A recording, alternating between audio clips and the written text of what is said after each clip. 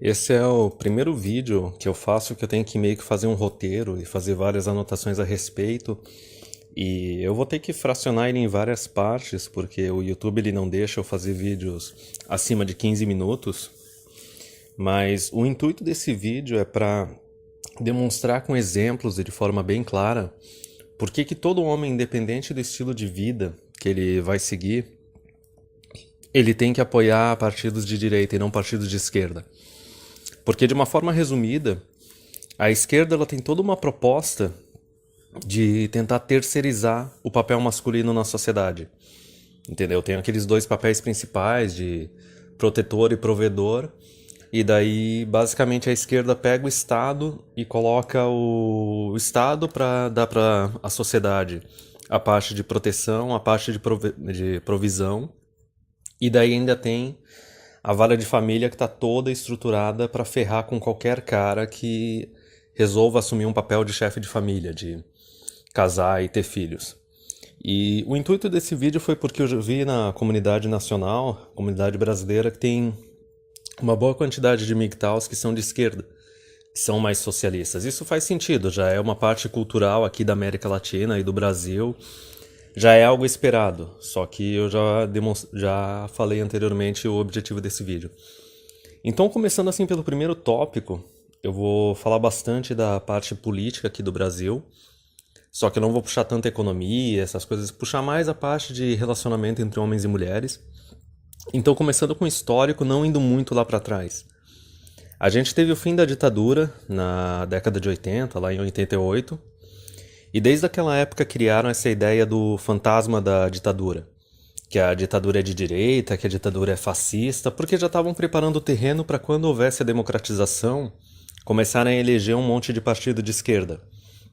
E assim, os governos da ditadura eles estavam mais para tecnocratas, assim. Eles não estavam interessados em esquerda, direita, socialismo ou capitalismo, eles iam fazer o que eles achavam que era o melhor para cada situação. Então tu vê assim, fascismo é aquela coisa meio de economia de Estado. Tinha um pouco disso, só que eles defenderam o capitalismo aqui no Brasil, só que aquele capitalismo com um monte de socialismo, porque se tu for ver, tinha o sistema único de saúde, tinha educação pública fundamental, ensino médio e superior, tinha previdência, eu acho que o BNDES também é daquela época. Então tinha toda essa estrutura para ter um capitalismo meio de Estado. Então não dá nem para chamar de direita, nem de extremamente capitalista ou até neoliberal, que eles adoram falar. E daí teve o governo do Collor, que foi extremamente corrupto. Qualquer pesquisa no Google tu vai pegar vários detalhes a respeito. Mas vamos pegar o primeiro governo mesmo de esquerda, né, o FHC. O FHC, desde quando ele saiu do governo, ele demonstrou várias vezes que ele é um traíra. Que se ele pudesse, ele ia reverter tudo o que ele tinha feito no governo dele. Porque o cara, ele é socialista. Só que assim, a situação econômica do país ali na década de 90, e também por causa da economia global, não tinha como ter um governo sem fazer as reformas dele. Se ele não tivesse feito as reformas, ia ter tido uma crise tão grande aqui que ia ficar marcado o PSDB e o PSDB nunca mais ia conseguir nada no país. É só tu ver, por exemplo, o desastre que foi o segundo mandato da Dilma e o quanto o PT saiu enfraquecido depois do segundo mandato dela. O quanto de poder o PT tinha antes e o quanto que ele tinha depois. E isso foi a mesma situação do FHC. E daí logo depois, ali a partir de 2002, a gente teve finalmente a entrada do PT no governo, né? Os governos de Lula e da Dilma, que chamam de década perdida, que basicamente foi um governo Papai Noel. Um governo assim de embasamento keynesiano, de querer usar dinheiro público para acelerar a economia. E tudo bem, enquanto está torrando dinheiro público, tem empresa sendo aberta, tem gente sendo empregada, estavam se beneficiando da exportação dos commodities, né, de minério, petróleo e tudo mais naquela época. Só que a hora que a festa acabou, começou a ferrar todo mundo. E isso foi estourando ali no primeiro governo da Dilma, foi maquiada as estatísticas. Segundo o governo da Dilma, não tinha mais como maquiar nada.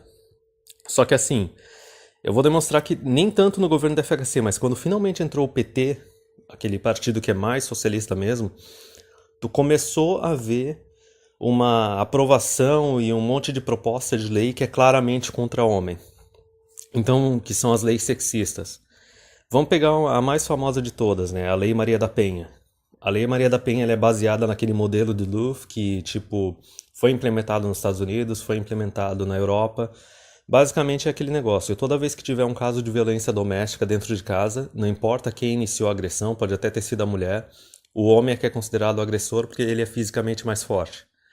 É ele que vai pra prisão e tem vários vídeos no YouTube que se tu for pesquisar tem gente comentando o quanto essa lei ela é sexista. No documento da lei ele coloca claramente o masculino como agressor, o feminino como a vítima. E tem várias pesquisas que saíram a respeito que dizem que os casos de violência doméstica têm muito mais proporção casos em que a mulher é a agressora e o homem não revida porque ele tem medo da lei, ou casos que a agressão é mútua, a agressão é dos dois lados. Tanto que parece que estatisticamente, caso de mulher agressora tá na mesma proporção de homem agressor. Então pega uma outra lei famosa, é o Minha Casa Minha Vida. O Minha Casa Minha Vida, eu acho que foi no governo do Lula já isso. Basicamente, todo casal que adquire esse imóvel, através do programa com financiamento, a escritura sai no nome da mulher. Isso é absurdo, é um incentivo total ao divórcio. Eu vou comentar mais a respeito disso nos próximos vídeos. Só que assim, tem muito cara que entrou nessa jogada sem saber o que ele estava fazendo. E na mesma época, sim, eu lembro que era praticamente um slogan da primeira eleição da Dilma, ela falando que a maior parte dos chefes de família no Brasil são mulheres. Tá, como é que ia ser diferente? Se qualquer caso de divórcio, a criança fica com as mulheres, ou as crianças ficam com a mulher, tá? Qualquer caso assim que a mulher é mãe solteira, o cara não tem direito de conviver com a criança, a guarda também é da mulher. E daí ainda por cima tem esse esquema do Minha Casa Minha Vida, que é praticamente um esquema. A mulher só precisa colar num homem, adquirir o imóvel junto com ele, independente de ter filho ou não. A hora que o financiamento estiver terminando, ou já tiver terminado, ela pode simplesmente pedir o divórcio por qualquer razão e pronto. É um apartamento grátis. Entendeu? Toda essa quantidade de incentivo negativo. Então, assim, é uma cara de pau, uma hipocrisia absurda a Dilma ter chego na campanha dela e dito: ah, mas a maior parte dos chefes de família são mulher. Pô, vocês estão dando a partilha de bens para ela, vocês estão garantindo a guarda para ela, tem todo o aparato da vara de família, como é que ia ser diferente? E daí tem um outro caso, né, que é o Bolsa Família. O Bolsa Família é basicamente um incentivo para mãe solteira, tá? E tem outros esquemas também que a pessoa...